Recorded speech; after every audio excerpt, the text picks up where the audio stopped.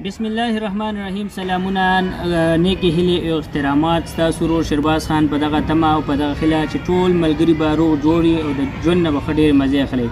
ملګرو، نن زه تاسو سره یو مرکه وړاندې کوم د پښتو د ادب، هغه مرکه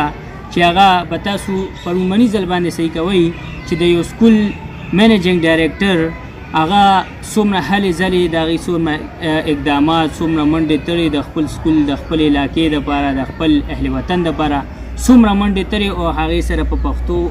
باندې چې کوم دی هم ډېر زیات مین دی. نو د سباون ایجوکیشن اکیډمي چې دا زموږ د پابو په تحصیل کې راځي او ډېر یو عظیم سکول دی او په دغه سکول کې چې کوم دی موږ سره مختلف اکټیویټیز هم کېږي، زموږ کلتوري پروګرامونه هم کېږي، ثقافتي کلچري پروګرامونه هم کېږي. نو راځئ هغه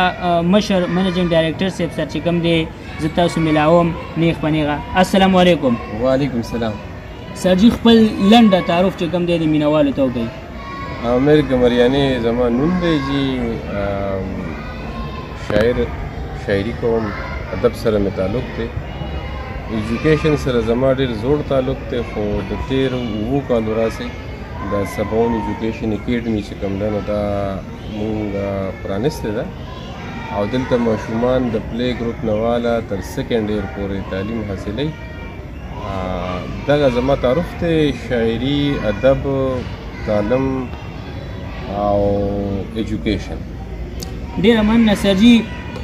کله نه مو د خپل شعر او شاعرۍ کار سټارټ کړی دی؟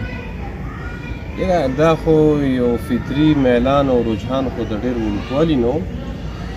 چې ما د شاعرۍ کوشش کم کړی دی. نو په 4م جماعت کې ما څه لیکل شروع کړي وو، خو بیا چې وروستو د ساهو لیکونکو مرکه د خانندر مومن صاحب په سربراهۍ کې په پېښور کې کېده، افغان ادبي بهیر کې به د افغانستان شاعران ادیبان، خو زیاتتر ساهو لیکونکو مرکې ناستې پاستې زما هغه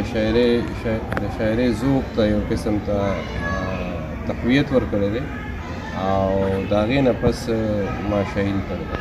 او سرجي چې څومره شاعران ملګري مونږ په دې سکرین باندې صحیح کوي، نو هغوی ته تاسو څه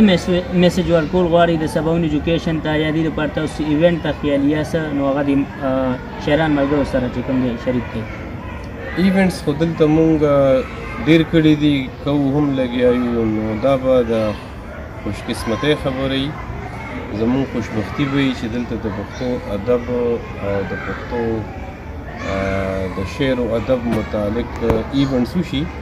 نو دا خو به ډېر ښه وي. ټول شاعرانو او ادیبانو ته زه وایم چې دا ستاسو خپل ځای دی، خپل کور دی، تاسو هر کله راتلی شئ. او شاعري چې کومه ده زما په خیال کې صرف د لب و رخسار او د زلفو د رنګینۍ نوم نه دی. شاعرۍ کې دغه څیزونه هم وي، ځکه دا د احساساتو د اظهار سره تعلق ساتي. خو پکار ده چې د یو شاعر په شاعرۍ کې د عام درد ښکاره شي او هغه د دې خپل ولس د مسایلو نشاندهي وکړي او د خلکو احساساتو ته چابک ورکړي چې هغه د خپل راروان مستقبل، د خپل راروان نسلونو متعلق سنجیدګۍ سره غور شروع کړي. ډېره مننه سرجي، تاسو سره ډېرې ښکلې خبرې وکړې. دا د منیجنګ ډایرکټر دی د سباون ایجوکیشن اکیډمي، دی نه به موږ هم کلام اورو او په دغه کلام باندې چې کوم دی زه دی له دعوت ورکوم چې موږ سره خپل کلام شریک کړي چې وایي ورانې کنډرې دي له نوې ابادۍ نه شاته او زه څومره درد لرم د خپلې خوشحالۍ نه شاته او چې غورځېدم نو د خپلو لاس مې وپېژندو ګینې ډېر خلکو زما د بربادۍ نه شاته او لکه فطرت خو م ستا له غونډې ځنې نقل کوي او د پناه شوي نور رڼا د غونډۍ نه شاته او په تره کېدلي سرو غرمو کې چېرته پاتې شولي وخته لږ تم شه ماشومتوب مې له ځوانۍ نه شاته او کاروان مومند ته چې هر ماښام له کار راځي په دې کاله کې څوک ولاړ وي د کړکۍ نه شاته. نو زه دعوت ورکوم منیجنګ ډایرکټر صاحب چې موږ سره خپل کلام شریک کړي. شهرباز صاحب ستاسو ډېره مننه، خو اچانک مو را باندې ګزار وکړو.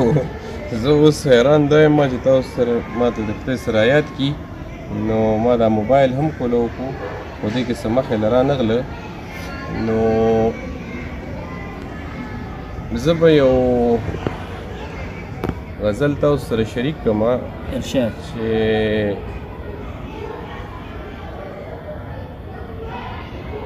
سرې په وینو سرې مې د ارمان کلي ته لارې دي سرې په وینو سرې مې د ارمان کلي ته لارې دي ډکې د دردونو د درمان کلي ته لارې دي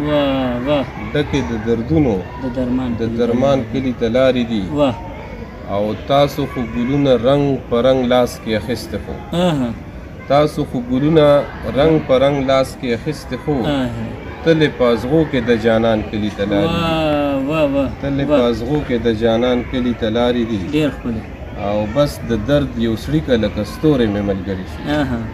بس د درد یو سړي که لکه ستوری مې ملګري شي او نه یم خبر چرته د درمان کلي ته لارې دي نه یم خبر چرته د درمان کلي ته لارې دي او اخوانه یو لار د خوشحالو وطن ته تلې ده اخوانه یو لار د خوشحالو وطن ته تلې ده او تلې که نن ټولې د زندان کلي ته لارې دي تلې که نن ټولې د زندان کلي ته لارې دي او دا خو نو چې ته را سره نه درو مېړندېږمه دا خو نو چې ته را سره نه درو مېړندېږم او ما ډېرې لیدلې د اسمان کلي ته لارې دي ما ډېرې لیدلې ما ډېرې لیدلې د اسمان کلي ته لارې دي او چرته کې چې تاو د زړه د عقل وزر وسېږي چرته کې چې تاو د زړه د عقل وزر وسېږي او هغه ځای نه تلې د یزدان کلي ته لارې دي هغه ځای نه تلې د یزدان کلي ته لارې دي او ګیر کمه سوکړې د ژوندانه په ساراګانو کې ګیر کړمه سوکړې د ژوندانه په ساراګانو کې او خایا راته کوم ځای د باران کلي ته لارې دي خایا راته کوم ځای د باران کلي ته لارې دي او وی سویلو ته زړه مې ډک شي چې په دې زما وی سویلو ته زړه مې ډک شي چې په دې زما دا شاړې زما د امیرجان کلي ته لارې دي دا شاړې زما د امیرجان کلي ته لارې دي او دا خو نو چې ته را سره نه درو مېړندېږمه ما ډېرې لیدلې د اسمان کلي ته لارې ډېر ښکلی دا موږ سره منیجنګ ډایرکټر صاحب و یقین ساده ډېر ښکلي انداز کې چې کوم دی دوی خپله شعر او شاعري موږ ته وړاندې کړه او ملګرو دا په بابو تحصیل کې په فرسټ ټایم ګورې دا لوبه ده چې په فرسټ ټایم منیجنګ ډایرکټر هغه به یو ښه شاعر کېږي هغه به د کام ولس لپاره چې کوم دی کم حالې ځلې منډې تړې وخي هغه به ټول چې کوم دی زموږ د پښتونولۍ پښتون کام چې کوم دی یو نښه ګرځي او ملګرو تر دې دمه موږ سره اوسېږئ اجازت ته نه غواړم په دې شعر سره وایي څوک ځان کافر کې ستا ښکلا پسې خبرې کوي څوک ځان کافر کې ستا ښکلا پسې خبرې کوي او چا د حسن په مذهب باندې ایمان نه وړي والسلام